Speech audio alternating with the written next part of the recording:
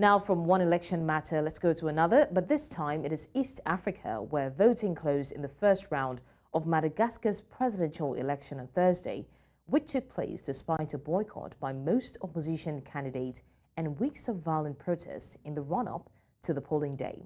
The election unfolded peacefully with a low-key security presence across the capital, Antananarivo, but turnout was low. The opposition said in a statement late on Thursday that the participation rate was the lowest in the entire history of Madagascar, citing provisional figures from electoral observers. Donc, nous, collectif de candidats, réitérons aujourd'hui que les élections n'ont pas respecté les normes démocratiques requises et ça a été prouvé par les résultats provisoires du taux de participation donnés par les observateurs qui sont au plus bas depuis l'histoire électorale de Madagascar. Cela prouve que le peuple malgache a montré sa maturité politique en restant chez eux et en écoutant l'appel du collectif et de toutes les forces vives de la nation à ne pas cautionner une élection volée d'avance et mal préparée et non inclusive. Si nous continuons à faire un appel aux autorités civiles, militaires et ainsi qu'aux partenaires de Madagascar à trouver ensemble les moyens et surtout organiser une élection acceptée par tous. Et pour l'instant, on a 20%, mais c'est pas officiel, donc ce sont les observateurs qui nous ont transmis. And now I'm being joined to discuss this further by a political and security analyst, Wilker Diaz. Thank you so much, Wilker, for joining us on the news. Thank you. It's a pleasure. Now, Wilker, how would you say that the boycott by most opposition candidates will impact the legitimacy and the inclusivity of the election process in Madagascar's presidential race?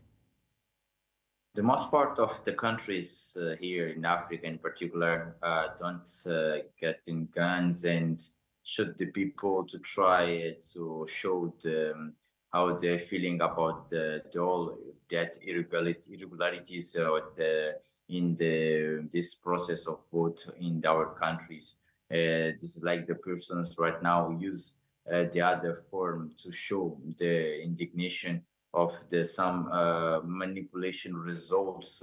In particular, if you see in Mozambique, in Angola right now, we see in Madagascar, it's like the same thing. The leaders are using the police to try to show the power, and in the other part, we see, for example, that big movement for civil society to try to change that position. We saw right now the big campaign to non-vote in Madagascar, and we saw the results right now. The most part of the person don't go to the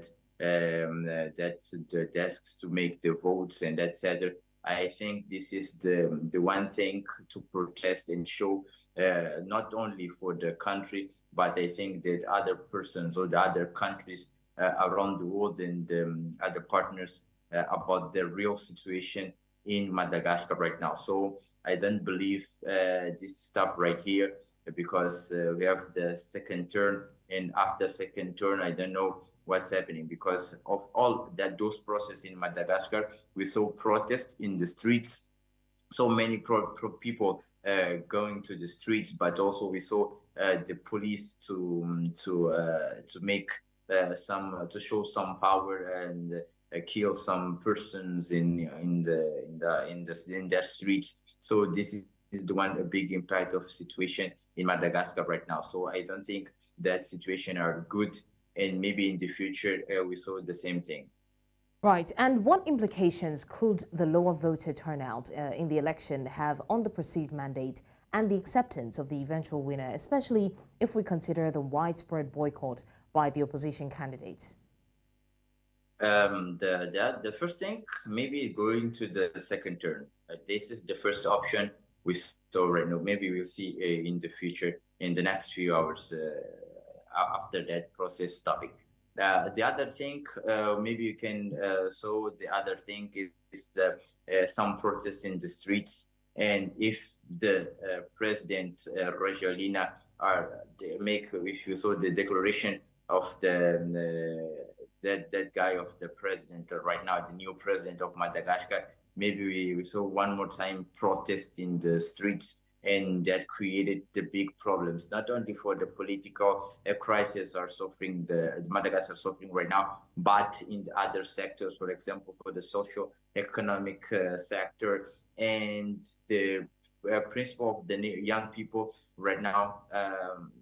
He don't care. Just the first thing he want right now is the best condition of life. But if you don't have the condition of life, maybe the protest is the first thing he put in on the mind, and maybe we see in that process for the next hours. Okay, now the opposition says that this is the lowest participation rate in Madagascar's history. How will this affect the post-election narrative and the potential political stability in the country as well? If we make one comparison with the other countries, for example, here in Mozambique, the person said the best thing to do is going to vote and show our democracy. After that, we can show the results.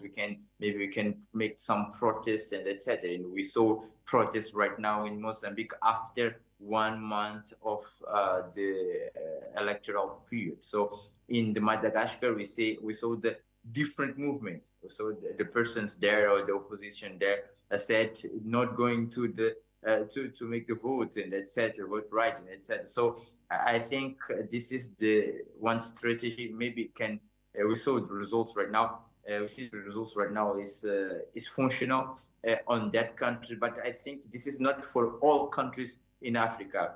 Every country has the particular political form to do. In Madagascar, in particular, we saw the same thing, have the typical form to make their democracy happen. I think that is the one form to try to force the second term.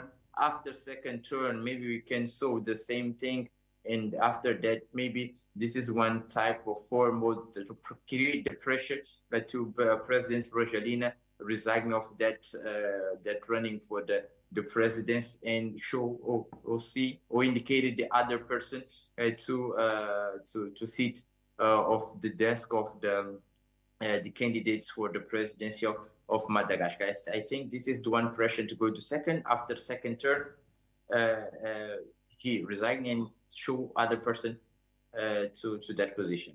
All right, Wilker, thank you so much, Wilker Diaz, a political and security analyst, for your time with us on the news. Thank you.